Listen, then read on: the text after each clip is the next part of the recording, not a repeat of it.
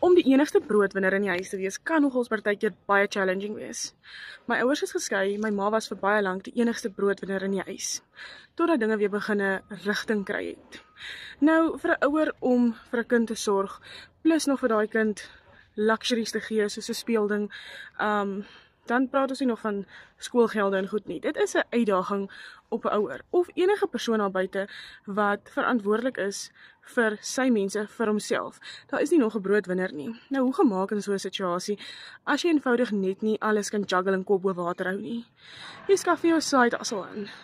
Dit is wat ek so tydjie terug gedoen het. En ek verdien in my side hustle 100% wins.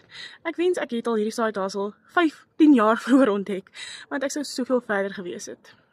As jy voel, die lewe druk jou en life is just too much, kom dit net vir my hoop hieronder. Ek gaan vir jou 'n dan vir jou blueprint plan stuur, wat jy stap vir stap kan volg, om te voel dat daar weer hoop in jou lewe is, nie net afdraande nie.